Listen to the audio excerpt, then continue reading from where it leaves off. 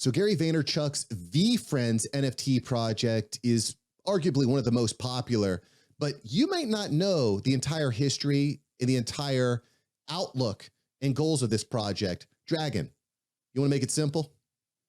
Let's get into it.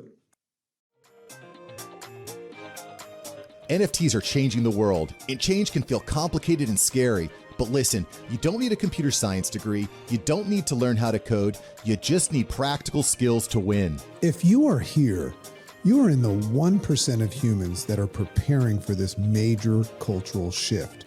We're going to keep it fun. We're going to keep it light. We're going to make it practical.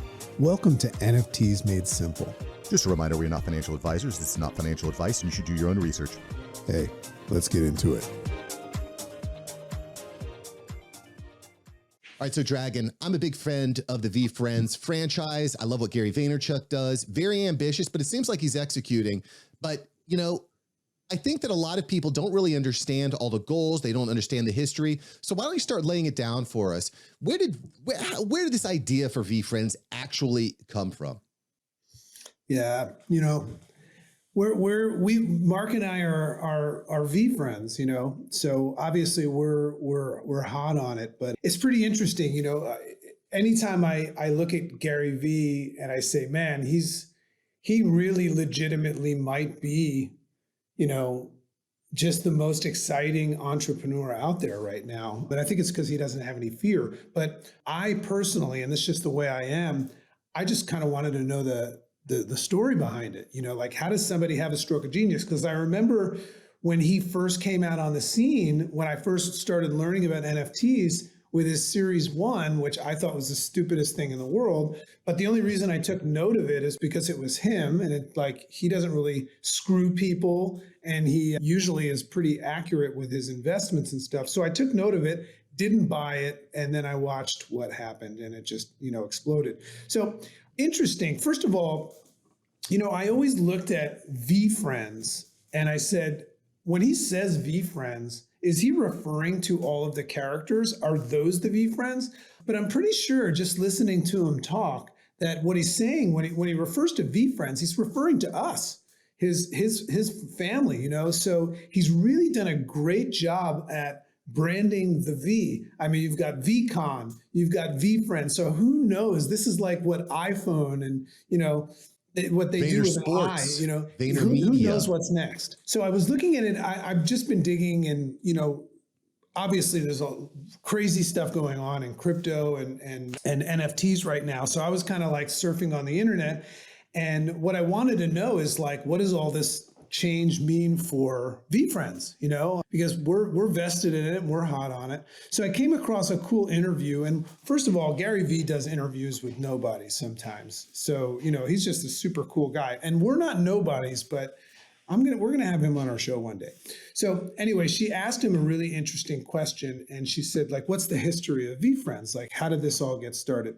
So very, very fascinating. I learned some things that I really didn't know about. So as it turns out, before he got hot on NFTs, you know, Gary V was very, very much into collectibles and comics and things like that. So, you know, a lot of his branding was about that. You know, he would go to garage sales and buy things and things like that. So his social media game, you know, post, you know, doing the wine stuff on TV, he started to really, really get popular. So when you get that big and you become an influencer, as he explains, you start to see some of the metrics and the algorithms of when audience, you know, pops in. You know, like he would do a live and he would start figuring out when they were there.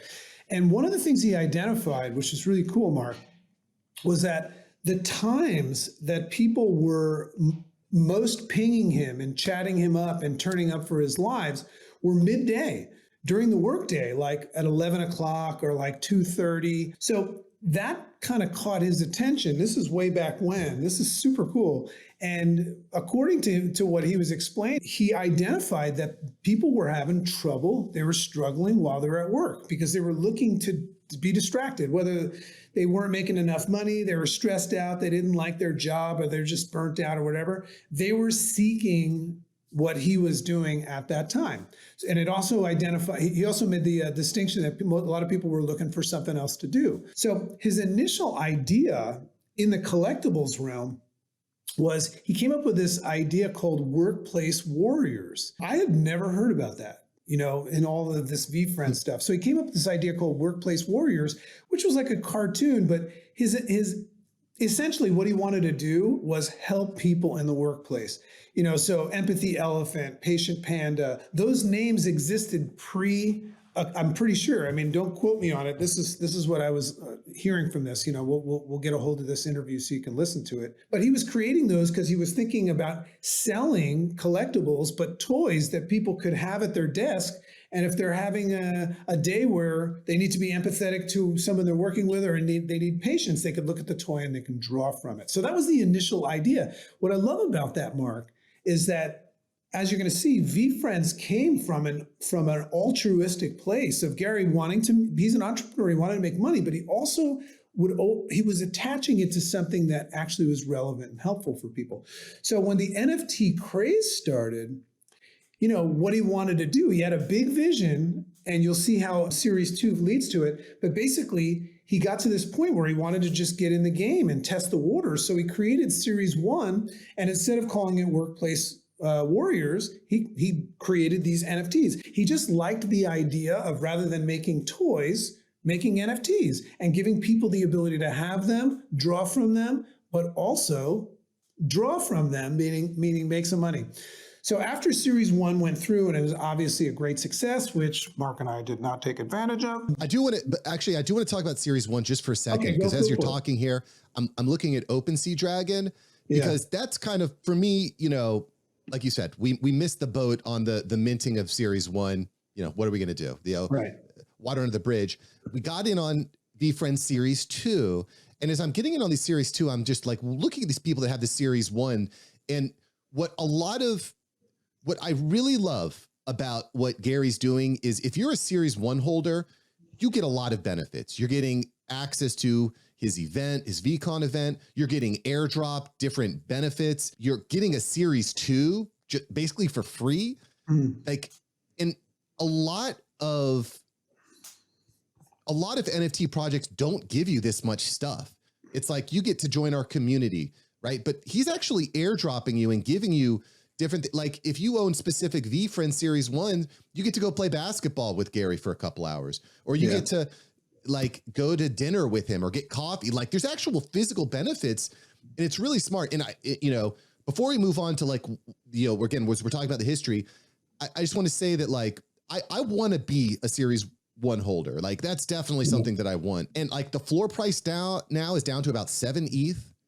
You go to Coinbase, ETH is under 2K. Like, for a long time, the floor price on these VFriends Series 1s was like 40 grand. Like, if you don't have 40 grand, you're not getting in. And I'm not in a position where I'm ready to do that.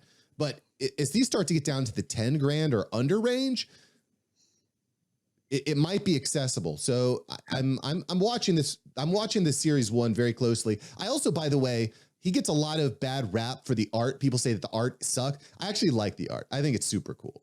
It's like, a lot of the art that's out there, it's hard to distinguish what it's actually from. Even like the Bored Ape Yacht Club, like, there's a bunch of apes out there. It's hard to even notice the difference. But when you see a VFriend Series 1, like, immediately what it is, which I think is cool. I like the branding. So anyway, VFriends is out. Why don't you keep taking us through this history of the project? Yeah, and as far as artwork goes, you brought up a great point. If I drew those things, you'd be like, Dragon's lost his mind. He's wasting his time.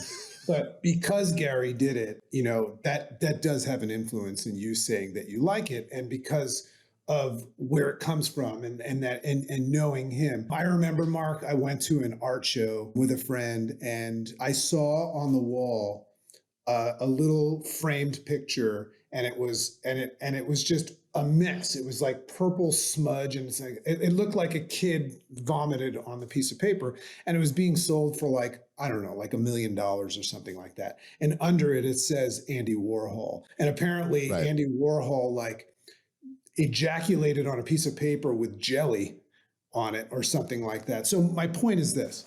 you know, if you're a Series 1 VFriend holder, you've got a piece of history. I mean, that's probably one of the most successful NFT drops ever by what could be the most successful entrepreneur ever.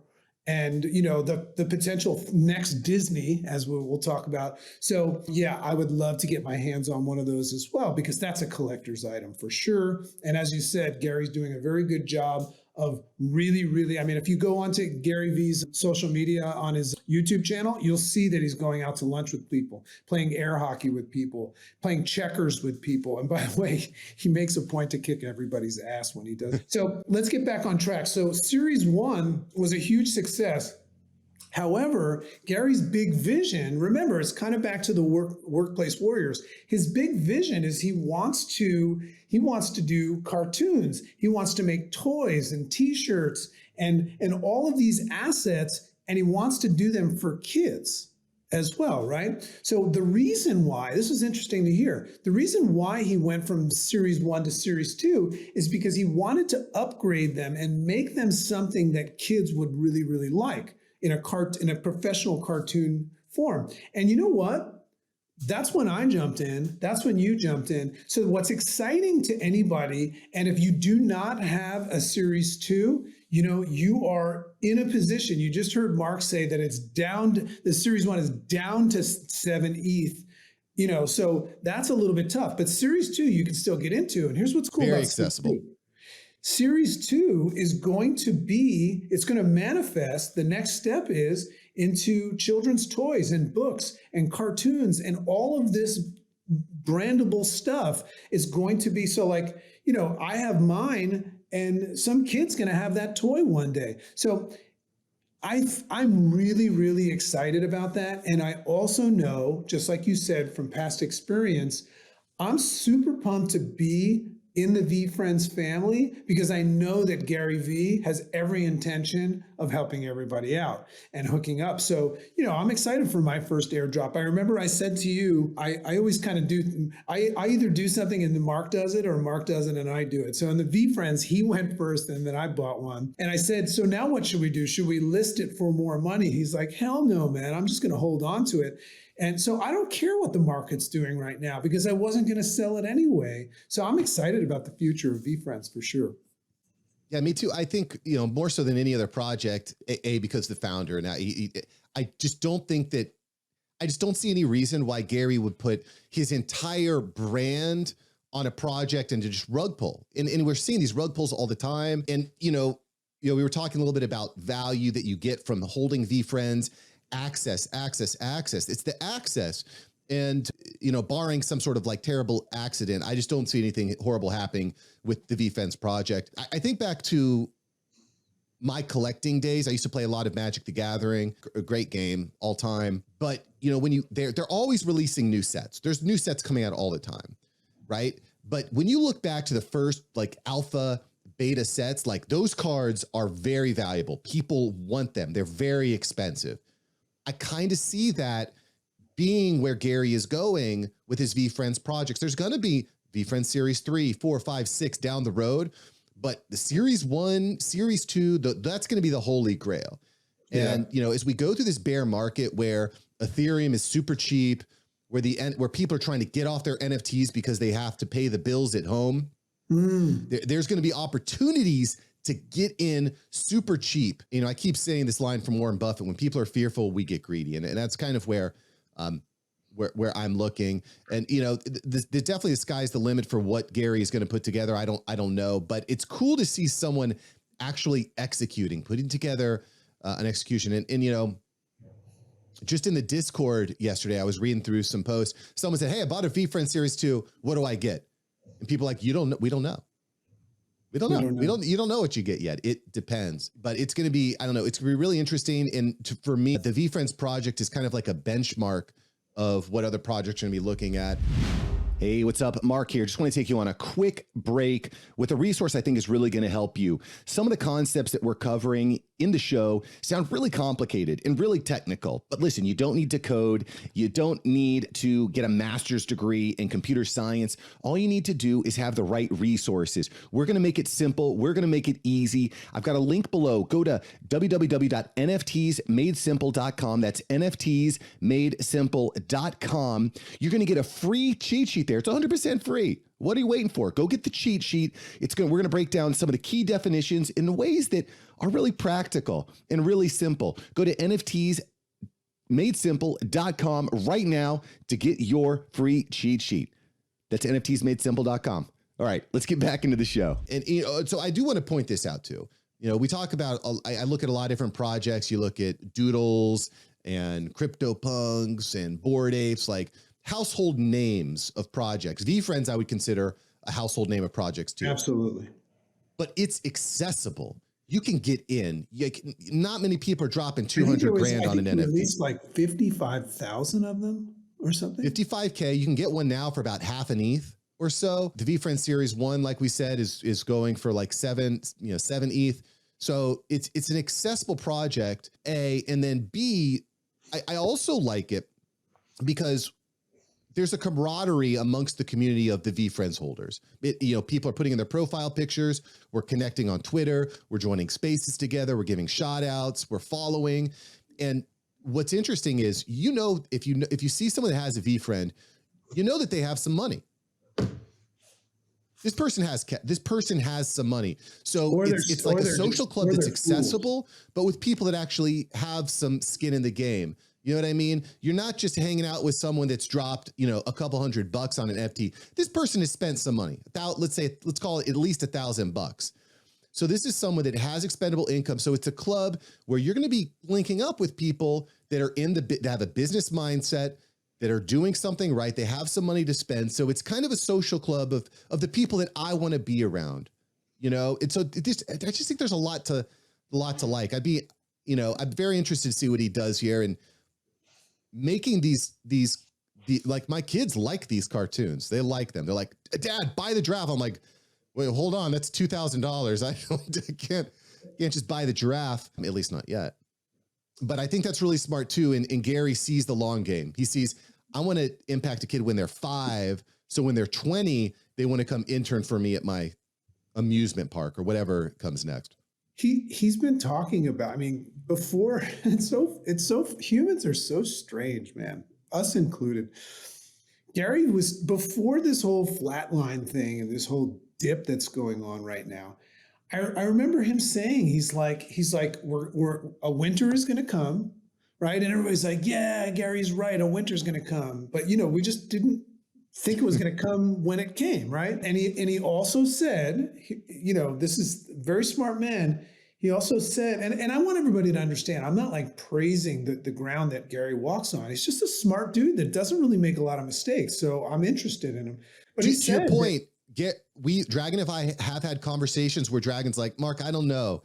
Yeah, I don't know. But I'm learning. And, Gary said something like in 2036 is when you're really going to win from NFTs. So the question is, do you understand that? Because right now, I'm a 50-year-old dad. I just adopted a little girl. So like, I've got my responsibilities. I can't foolishly spend money. But at the same time, I'm wondering, where should I put my money to save it for my kids?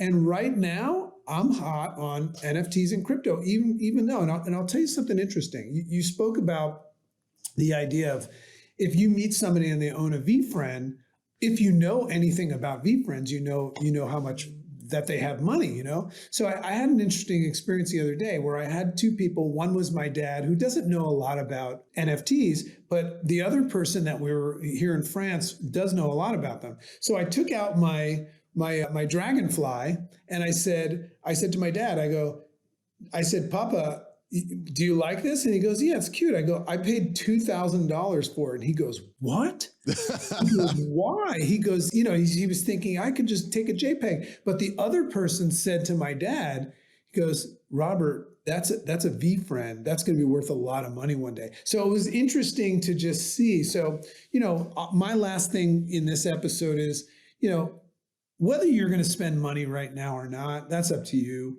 We're not here to entice people to do anything, although I am happy I didn't release my NFTs yet. But it sure is a good idea to learn about this, because there's no way this is not going to happen. You might be coming in for those people that jumped in when the market was really high and their first experience it dipped. Hey, I'm sorry. That's just the way the cookie crumbles sometimes.